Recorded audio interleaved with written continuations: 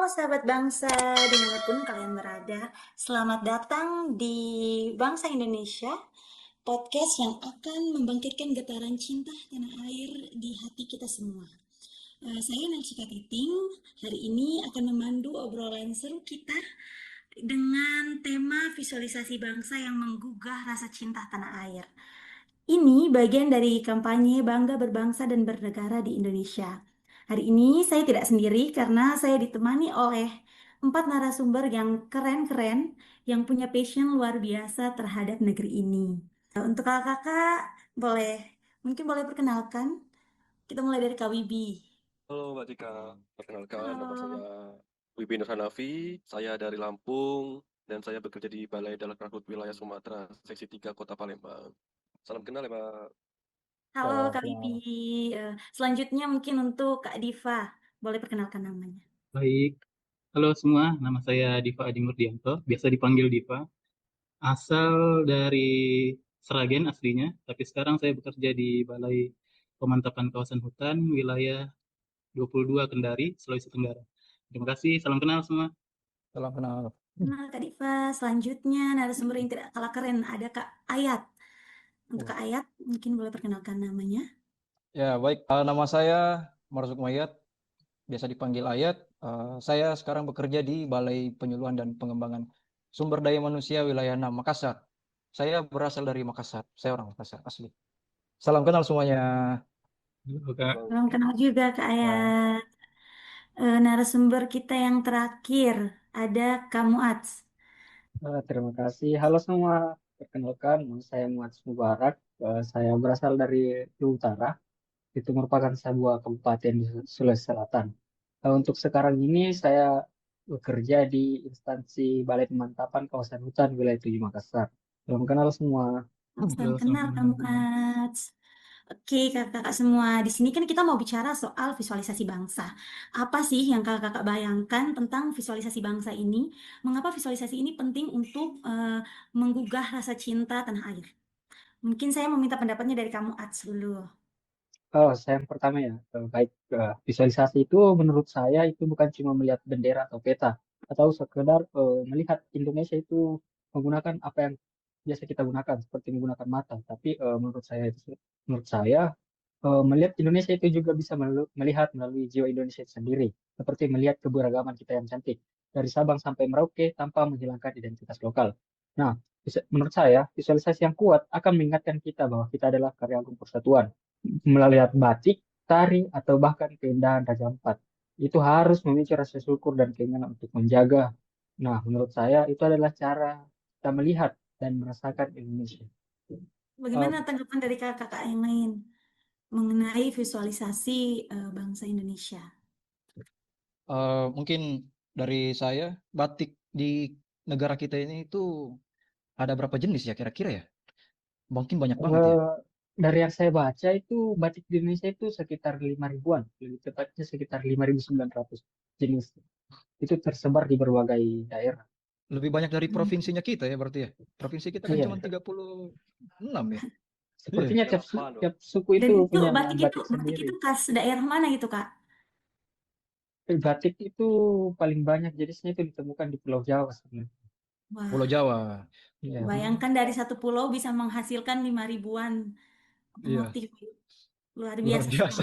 sekali. Tapi mungkin menurut saya juga terkait batik ini kan kita bisa bicara motif di seluruh Indonesia juga, motif dari daerah-daerah tersebut ada bedanya juga. Contoh mungkin kayak di Sulsel itu di Toraja Iya. ada motif khusus dari kain-kain tenunnya di Toraja. Mungkin selain batik juga ada kain-kain tenun juga sih. Iya. Bener Bang, hampir setiap daerah tuh mereka punya jenis-jenis batiknya masing-masing kan. Seperti saya Betul. di Lampung tuh ada songket. Songketnya dalam bentuk siger. Siger itu adalah maskot budaya Lampung gitu.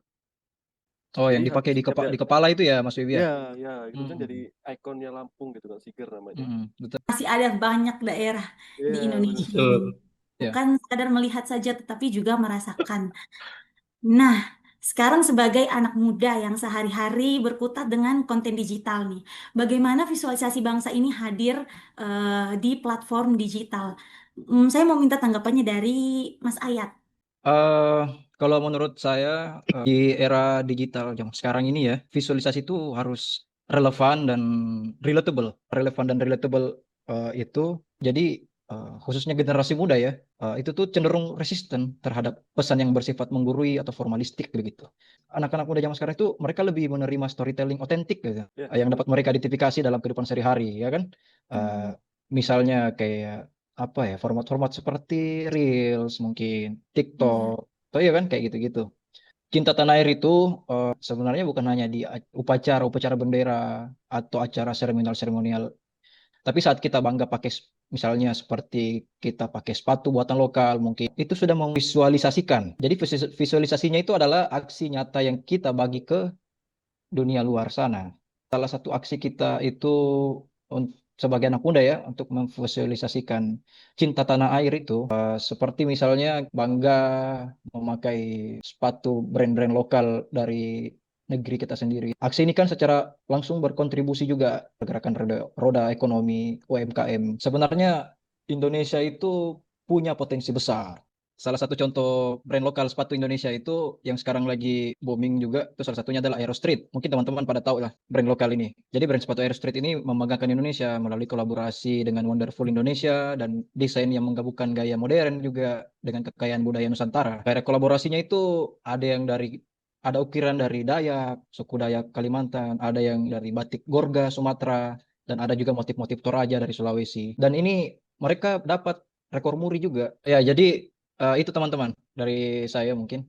Wah, jadi bagus sekali informasi dari Kak Ayat ini. Kalau tidak dikasih tahu mungkin tidak ada yang tahu. Kalau Indonesia tuh punya satu brand yang bagus sekali.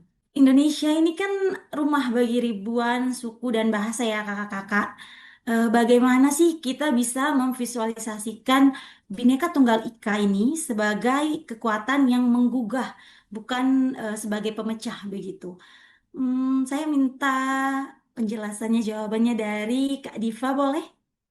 Boleh, baik. Terima kasih Mbak Cika. Ya, Ya, Kak. kalau menurut aku sih kita harus memvisualisasikannya ya. Ibarat sebuah orkestra itu setiap alat musik masing-masing punya suara yang khas. Tapi ketika kita mainkan bersama, akan menghasilkan harmoni yang sangat indah. Kemudian caranya mungkin dengan aktif belajar budaya-budaya daerah, bukan cuma budaya daerah kita masing-masing, tapi budaya daerah dari seluruh Indonesia. Kemudian menikmati makanan-makanan khas dari daerah dan memastikan setiap orang itu harus diakui. Kita bangga karena kita berbeda dan bersatu. Nah, ini kalau terkait yang hal-hal unik nih. Di daerah aku itu sekarang di Kendari ada salah satu budaya ya namanya tarian Lulo. Oh iya. Lulo itu tarian tradisional suku Tolaki di Sulawesi Tenggara yang melambangkan kebersamaan dan persatuan. Tarian ini biasanya ditarikan secara berkelompok sambil bergandengan tangan, terus membentuk lingkaran dan diiringi musik tradisional, serta sering ditampilkan dalam berbagai acara adat seperti ketika pesta panen, pesta pernikahan, dan pesta penyambutan tamu. Mas Diva itu jadi tarian Lulo itu laki-laki sama perempuan gabung gitu. Keren Jadi juga ya. gabung bergandengan tangan, terus ada gerakan-gerakannya secara Oh, bersamaan itu. muat Yang bisa berdasar itu itu bisa. muat tuh. Muat. Itu berarti adat bang itu ya, budaya ya. Iya, salah satu budaya yang ada di sini ya. Keren sekali. Jadi ternyata Indonesia itu punya berbagai macam budaya, bukan cuma dari alat musik, tapi ada makanannya, ada tariannya, ada adat-adat yang lainnya, yang harusnya tuh sebagai anak muda tuh kita bangga Ya, untuk bisa menunjukkan itu ke negara-negara luar begitu. Itulah tadi peran penting digital, supaya banyak anak muda yang tertarik akan hal itu. Nah, eh, berhubungan dengan digital. Di media sosial kan sering muncul isu sara yang memicu perpecahan. Bagaimana sih peran anak muda memvisualisasikan persatuan di tengah banjir informasi yang seperti itu? Mungkin saya minta tanggapannya dari Kak Wibi. oke Mbak Tika, baik. Sekarang ini sering terjadi lah Mbak ya, muncul-muncul isu sara yang mengakibatkan perpecahan yang ada di Indonesia. Langkah-langkah yang harus kita lakukan yang pertama adalah memfilter informasi tersebut. Itu adalah kunci utamanya supaya informasi sara-sara tadi itu tidak menyebar ke anak-anak kecil khususnya kan ya. Dan tadi pertanyaan adalah bagaimana peran anak muda memvisualisasikan persatuan di tengah banjir informasi tersebut. Nah, biasanya sih kalau saya ini sebagai humas di Balai Dalkar Sumatera ini, bisa saya menggunakan apa namanya membuat konten-konten persatuan gitu, Mbak. Jadi Hmm. yang pertama kita biasanya sering sering buat kegiatan seperti kalau acara ulang tahun Indonesia gitu kan. Kita menggunakan baju adat kita dari daerah kita berasal. Contoh saya dari Lampung. Jadi saya di sini menggunakan baju pakaian adat Lampung saat acara upacara kemerdekaan Indonesia gitu Mbak. Jadi buat konten-konten persatuan gitu Mbak. Dan yang kedua kita juga bisa membuat konten collab. Mbak tahu nggak pacu jalur yang ada di Riau kemarin? Wah, itu Oh sempat iya iya. Iya. kayaknya sempat viral itu. Saya pernah Iya, lihat sih. itu kan gara-gara konten-konten itu tadi, terus pacu jalur, nah gitu yang gini-gini tuh kan. Nah, Iya, gara-gara iya. itu ada namanya influencer yang dari Amerika kalau nggak salah, Melky Mac. Jadi dia datang ke Indonesia secara gratis sukarelawan untuk memeriahkan acara Ah yang ada di iya Indonesia gitu kan. iya benar Wow, benar benar. luar Heeh. biasa. Jadi harapannya sih untuk kedepannya kita tuh sering buat konten-konten yang positif seperti itu. Jadi buat konten-konten yang sering memperkenalkan Indonesia gitu. Contoh seperti Pak Julur kemarin. Bayangin aja coba, Melky Mac tampil di Indonesia tanpa dibayar. Mereka sukarelawan hadir di Indonesia untuk melihat pacu jalur. Itu keren sekali sih menurut gue. Makanya itu tadi kita sebagai tim humas kita harus membagikan membuat konten-konten yang pemersatuan itu yang positif gitu. Seperti kegiatan-kegiatan yang positif seperti kayak pacu jalur, kegiatan-kegiatan budaya-budaya di daerah kita gitu. Mungkin itu saja dari saya, Mas. Jadi konten-konten di dunia digital itu sebenarnya ibarat senjata ya Iya, untuk benar. kita. Kalau kita salah menggunakannya itu bisa jadi negatif. Tapi kalau kita bisa seperti tadi membuat konten-konten positif tentang pariwisata kita, itu juga bisa jadi senjata yang bagus kita untuk dunia luar tahu bahwa Indonesia itu sekaya itu. Sebagai bentuk cinta dan bela negara kita. Iya, Mbak, benar Betul sekali Mbak. seperti itu. Oke, luar biasa sekali pembicaraan kita di hari ini. Tidak terasa sepertinya sudah memakan waktu yang cukup lama. Wah Eh, Jadi yang bisa saya simpulkan dari podcast kita hari ini tentang visualisasi bangsa yang menggugah itu adalah yang pertama kita harus melihat Indonesia itu dengan rasa syukur, di mana keberagaman adalah anugerah bukan masalah bagi kita. Yang kedua adalah menjadi penjaga digital. Yang harus kita lakukan sebagai generasi muda penerus bangsa itu harus perangi hoaks, yang hal-hal negatif tidak boleh kita sebarkan dan menjaga persatuan di ruang cyber.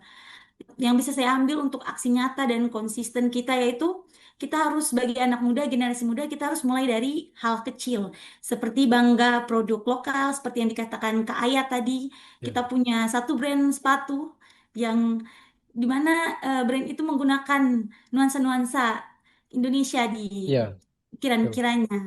iya. Hingga kita juga harus bekerja dengan integritas. Yang terakhir nih, satu kalimat penutup. Mungkin untuk teman-teman yang bangga dan cinta terhadap tanah air kita.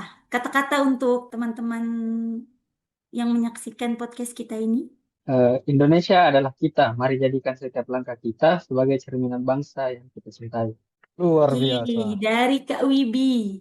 Kata-katanya hari ini. Mungkin dari saya bangga berbangsa dan bernegara itu keren, tapi tunjukkan di dunia kita bisa. Kita bisa. Terima kasih kakak-kakak narasumber kita yang keren-keren ini. Terima Kasih. kasih untuk waktu dan kesempatannya. Semoga obrolannya ini menginspirasi banyak generasi muda di luar sana, sahabat bangsa. Mari kita mulai kampanye ini dari diri kita sendiri. Visualisasikan cinta tanah air melalui tindakan nyata setiap hari. Jangan lupa di like dan share video ini supaya banyak anak generasi-generasi muda di luar sana yang terinspirasi dan semakin cinta tanah air kita. Saya Nel Cika Titing, sampai jumpa di episode berikutnya. Bangga Indonesia. Merdeka. Merdeka! Terima kasih semuanya. Sampai jumpa di episode berikutnya teman-teman semua.